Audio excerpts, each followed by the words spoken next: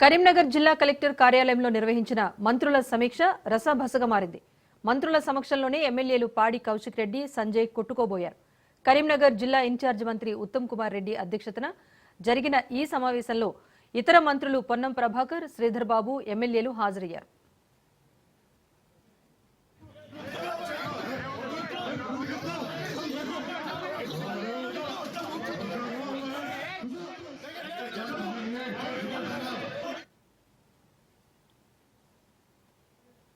Jagtial MLA Sanjay మాట్లాడుతున్న సమయంలో BRS MLA పాడి కౌశిక్ రెడ్డి అభ్యంతరం తెలిపారు. సంజయ్ గత ఎన్నికల్లో బీఆర్ఎస్ తరపున గెలిచి ఆ తర్వాత కాంగ్రెస్ లోకి వెళ్లారు. ఇదే అంశాన్ని కౌశిక్ రెడ్డి నేటి మంత్రుల సమీక్షలో ప్రస్తావించారు.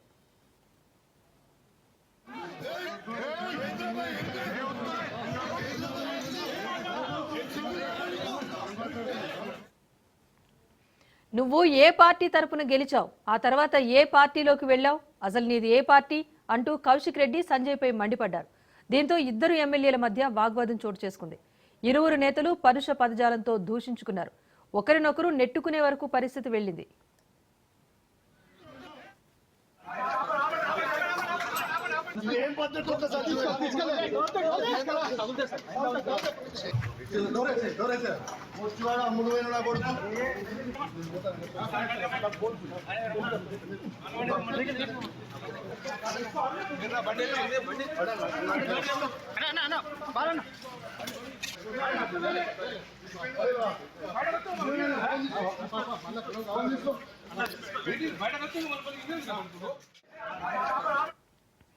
దీంతో అక్కడున్న నేతలు కౌశిక్ రెడ్డిని నిలువరించారు.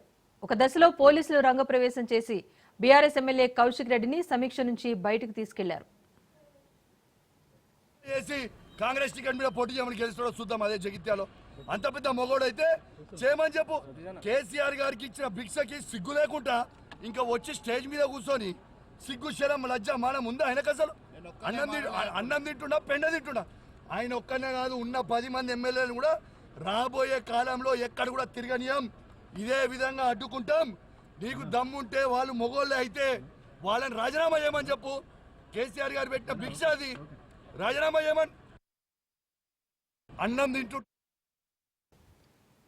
యాదాద్రి భువనగిరి జిల్లాలో బీఆర్ఎస్ కాంగ్రెస్ మధ్య తలెత్తిన వివాదం ఉద్రిక్త పరిస్థితులకు దారితీసింది.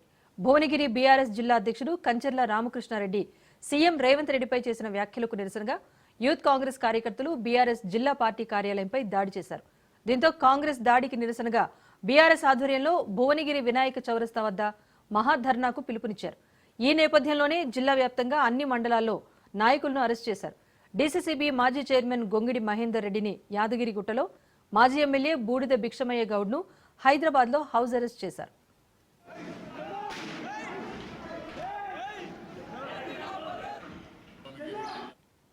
మా టీఆర్ఎస్ ఆఫీస్ పైన కాంగ్రెస్ పార్టీ గుండాలు కొంతమంది వచ్చి పార్టీ ఆఫీసులోని ఫర్నిచర్ను, తెలంగాణ తొలి ముఖ్యమంత్రి పెద్దలు కేసీఆర్ గారి చిత్రపటాన్ని, కేటీఆర్ గారి చిత్రపటాన్ని, జగదీశ్వర్ రెడ్డి గారి చిత్రపటే దాన్ని ఖండించడానికి ఈరోజు భువనగిరి జిల్లా హెడ్ క్వార్టర్లో నిరసన కార్యక్రమం. మాజీ గవర్నర్ విద్యాసాగర్ రావు ఉనికి పుస్తకాన్ని సీఎం రేవంత్ రెడ్డి హర్యానా గవర్నర్ బండారు దత్తాత్రేయతో కలిసి ఆవిష్కరించారు. విద్యాసాగర్ రావు సామాన్య కార్యకర్త నుంచి ఎదిగారని అన్నారు. విద్యార్థి పరిషత్ కార్యకర్తగా రాజకీయాల్లోకి వచ్చారని, ఆయన విద్యాసాగర్ సమర్థతను గుర్తించి మోదీ గవర్నర్ బాధ్యతలు ఇచ్చారన్నారు. సభ్యుడిగా 3 సార్లు బాధ్యత నిర్వహించి ఆ తర్వాత ఉమ్మడి ఆంధ్రప్రదేశ్ భారతీయ జనతా పార్టీ అధ్యక్షుడిగా, ఆ తర్వాత కేంద్ర సహాయ మంత్రిగా, ఆ తర్వాత ఈ దేశంలోనే ఒకటి అత్యంత రాజకీయ చైతన్యం ఉన్న రాష్ట్రం అయితే ఇంకొక రాష్ట్రం ఈ దేశ ఆర్థిక వ్యవస్థనే శాసించగలిగిన శక్తి సామర్థ్యాలు ఉన్న రాష్ట్రం. 2 రాష్ట్రాలకు ఉమ్మడిగా గవర్నర్గా వారి బాధ్యతలు నిర్వహించారు అంటే వారి సమర్థతను నరేంద్ర మోడీ గారు గుర్తించి వారికి మహారాష్ట్ర, తమిళనాడు గవర్నర్గా అవకాశాలు ఇస్తే 2 రాష్ట్రాలను సమర్థవంతంగా గవర్నర్గా వారు బాధ్యతలు. సభానాయకుడికి ఎంత అవకాశం ఇస్తారో ప్రధాన ప్రతిపక్ష నాయకుడికి అంతే అవకాశం ఇవ్వాలన్నారు సీఎం రేవంత్. ప్రతిపక్షం పాలకపక్షం కలిస్తేనే ప్రభుత్వమని అన్నారు. 13 నెలల్లో విపక్షాలను ఎన్నడూ బహిష్కరించలేదన్నారు ఆయన. విపక్షాల గొంతును వినేందుకు ప్రభుత్వం సిద్ధంగా ఉందన్నారు. ప్రధాన ప్రతిపక్ష నాయకుడు కూడా ఎప్పుడు ఏలు చూపించిన స్పీకర్లు ప్రధాన ప్రతిపక్ష నాయకుడికి మైక్ ఇచ్చి సభానాయకుడికి ఎంత అవకాశము, సభానాయకుడు విషయాలను చెప్పడానికి ఎంత అవకాశం ఇచ్చేదో ప్రధాన ప్రతిపక్ష నాయకుడికి కూడా అంతే.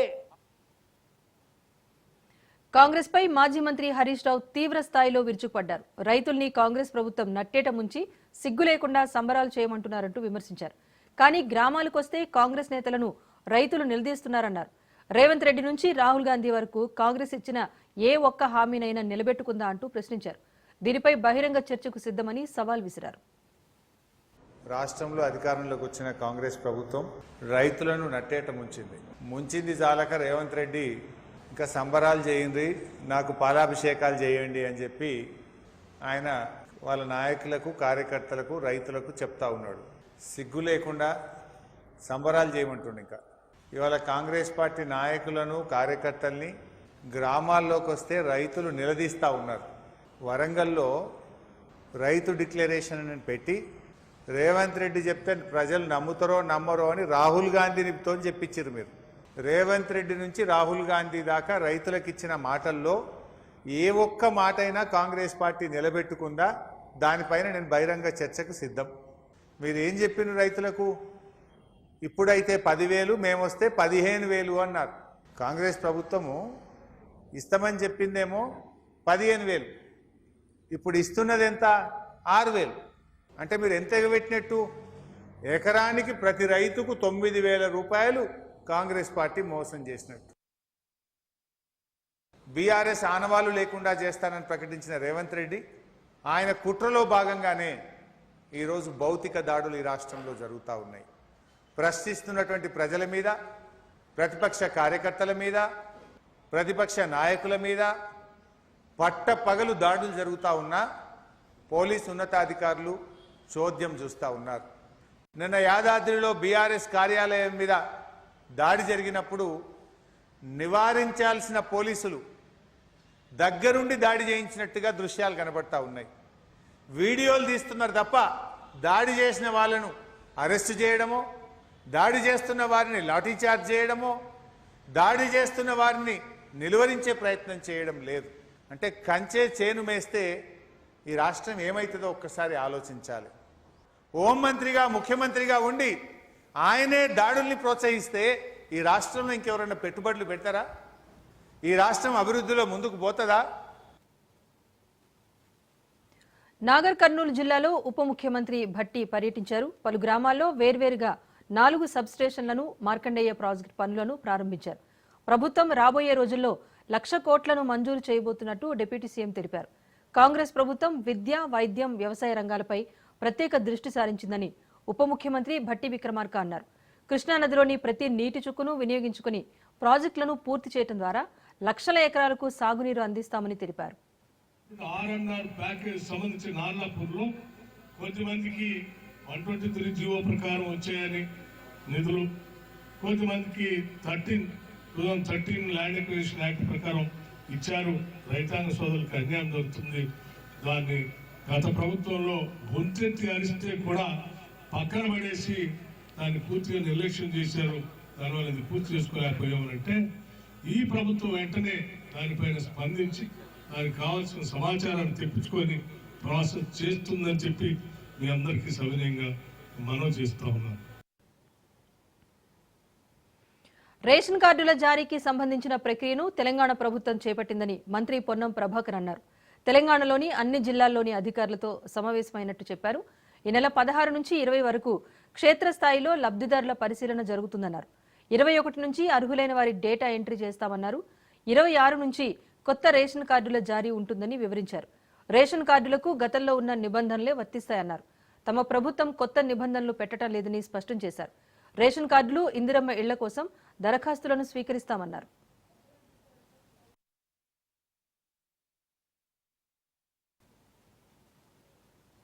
ఖమ్మం జిల్లాలో రిటైనింగ్ వాల్ నిర్మాణం, భూసేకరణ పనుల పురోగతిపై సంబంధిత అధికారులతో మంత్రి పొంగులేటి సమీక్షించారు. ఈ సమావేశంలో ఇరిగేషన్ అధికారులతో పాటు పలువురు ఉన్నతాధికారులు పాల్గొన్నారు. మున్నేరు నదికి ఇరువైపులా రిటైనింగ్ వాల్ నిర్మించేందుకు అవసరమైన భూసేకరణకు ప్రాధాన్యతనిచ్చి త్వరితగతిన పూర్తి చేయాలని మంత్రి పొంగులేటి తెలిపారు. భూసేకరణ వివరాలను, నిర్మాణ పురోగతిని అధికారులు మంత్రికి వివరించారు.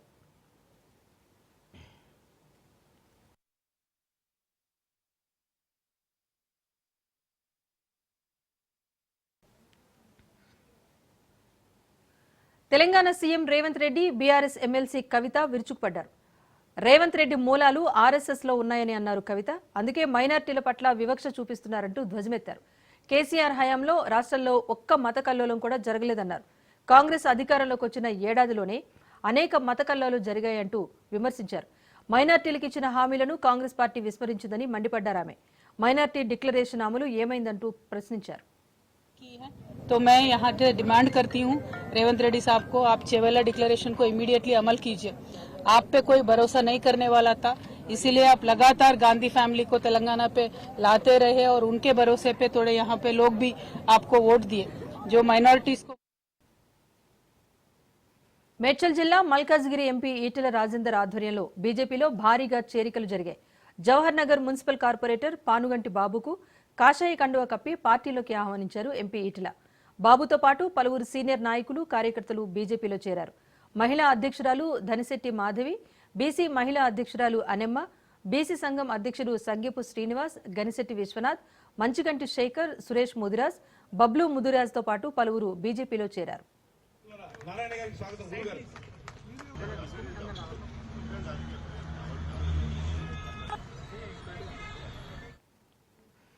అహ్మద్గూడ డబుల్ బెడ్రూమ్ నివాస సముదాయాల్లో ఏర్పాటు చేసిన సంక్రాంతి ముగ్గుల పోటీల బహుమతి ప్రధానోత్సవ కార్యక్రమానికి ముఖ్య అతిథులుగా మల్కాజ్గిరి పార్లమెంట్ సభ్యులు ఈటెల రాజేందర్, జాతీయ వాయిద్య కళాకారుల సంఘం అధ్యక్షుడు ఎల్వి చెన్నారావు హాజరయ్యారు. సికింద్రాబాద్ పికెట్లో జస్టిస్ చంద్రయ్యతో కలిసి స్వామి వివేకానంద జయంతి కార్యక్రమంలో పాల్గొన్నారు ఎంపీ ఈటెల. మనుషులు పుడతారు, గిడతారు, కొద్దిమంది మాత్రమే మరణించి కూడా జీవిస్తారు.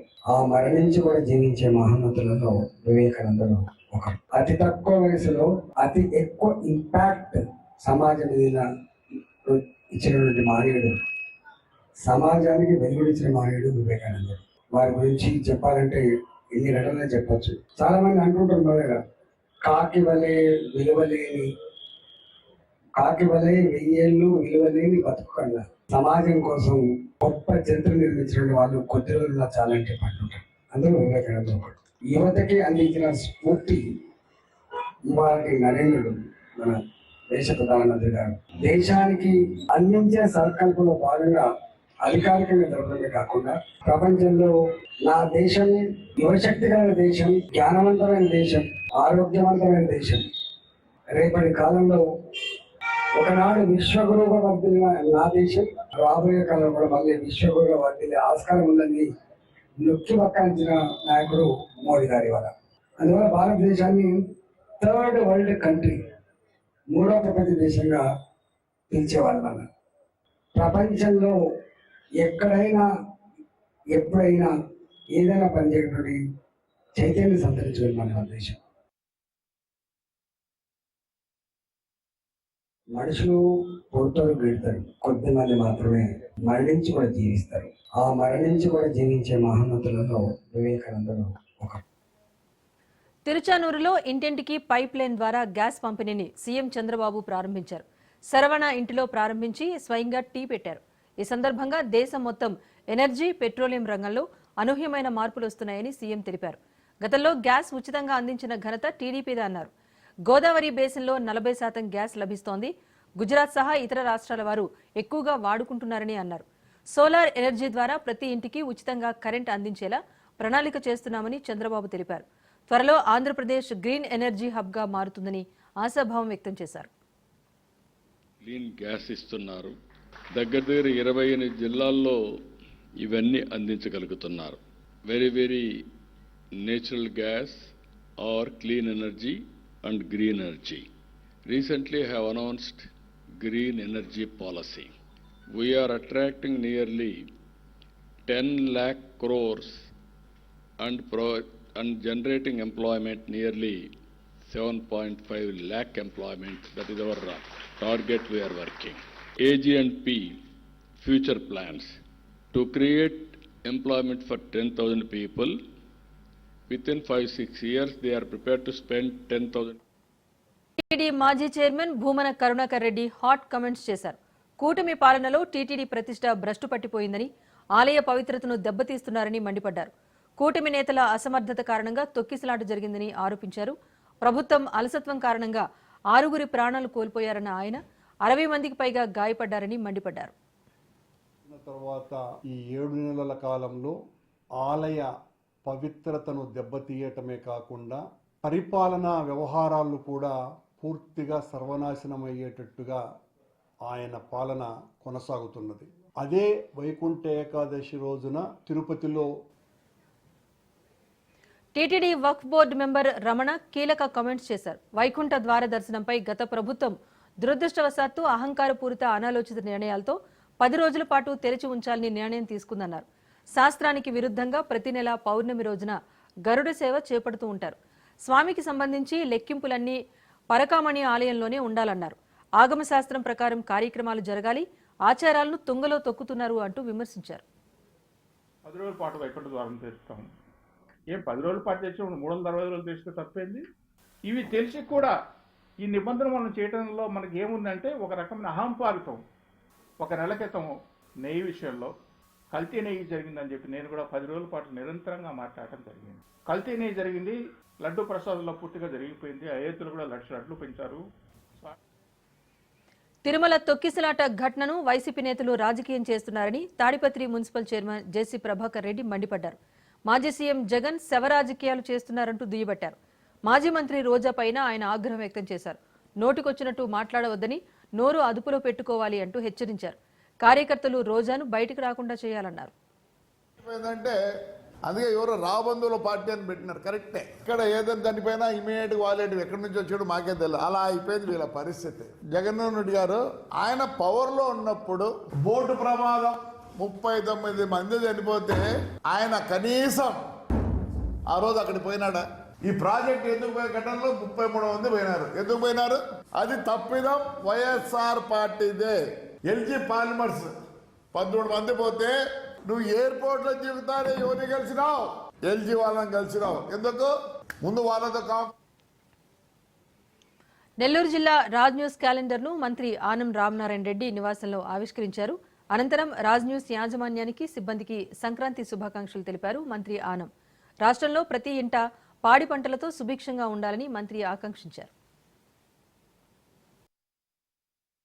రాజ్ న్యూస్ ఛానల్ ద్వారా రాజ్ న్యూస్ వీక్షకులకు, మేనేజ్మెంట్కు, అలాగే దానికి పనిచేస్తున్నటువంటి సాంకేతిక సిబ్బందికి అందరికి కూడా సంక్రాంతి శుభాకాంక్షలు తెలియజేస్తూ వీక్షకులందరికీ, ఆంధ్ర రాష్ట్ర ప్రజలకు, వ్యవసాయదారులకు, రైతులకి అందరికి కూడా ఈ సంక్రాంతి శుభాకాంక్షలతో మరి ప్రతి ఇంట పాడి పంటలతో కలకలలాడాలని కోరుకుంటూ సెలవు తీసుకుంటున్నాను.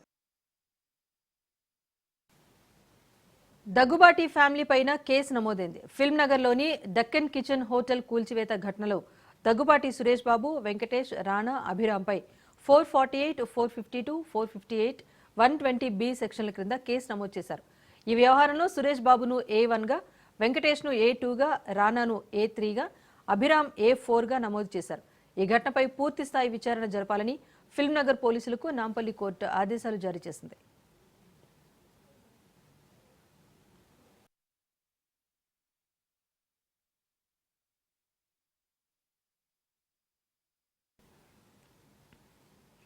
రంగారెడ్డి జిల్లా రాజేంద్ర నగర్లో చిరుత పులి సంచారం కలకలం రేపుతోంది. మార్నింగ్ వాకర్స్ వ్యవసాయ విశ్వవిద్యాలయంలో చిరుతను చూసి ఒక్కసారిగా భయభ్రాంతులకు గురయ్యారు. ప్రొఫెసర్ జయశంకర్ విగ్రహం వద్దకు వచ్చిన చిరుత అక్కడి నుంచి చెట్ల పొదల్లోకి వెళ్లిపోయినట్టుగా తెలిపారు. మార్నింగ్ వాకర్స్ చిరుత పాదాలను గుర్తించారు. విద్యార్థులు భయభ్రాంతులకు గురవుతున్నారు.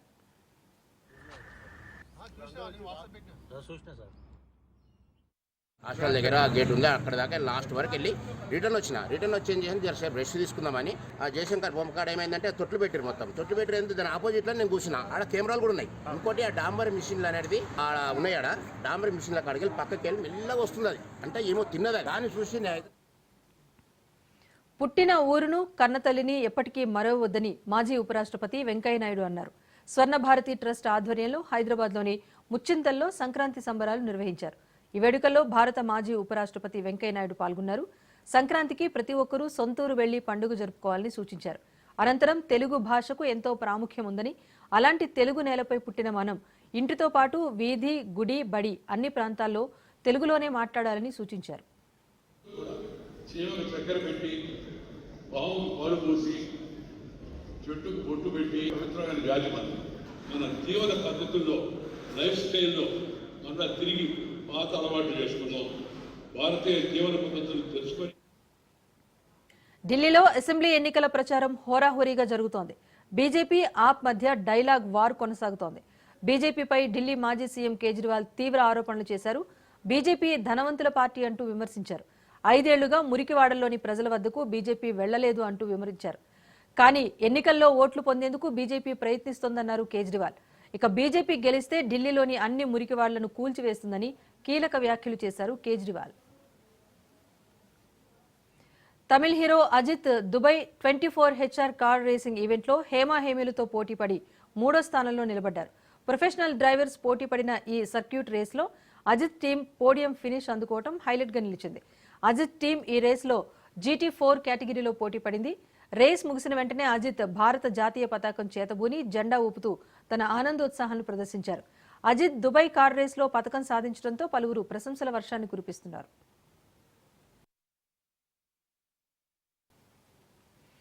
క్రికెట్ అభిమానులు ఎప్పుడెప్పుడా అని ఎదురు చూస్తున్న క్రేజీ న్యూస్ ను బీసీసీఐ రివీల్ చేసింది. ఇండియన్ ప్రీమియర్ లీగ్ 2025 సీజన్ కు సంబంధించిన షెడ్యూల్ ను ప్రకటించింది. వచ్చే నెల మార్చి 23వ తేదీ నుంచి సీజన్ ప్రారంభం కానుంది. మే 25వ తేదీన ఫైనల్ మ్యాచ్ జరగనుంది. అంతర్జాతీయ క్రికెట్ షెడ్యూల్తో IPL షెడ్యూల్ క్లాష్ కాకూడదని బీసీసీఐ ఈ నిర్ణయం తీసుకున్నట్టు సమాచారం.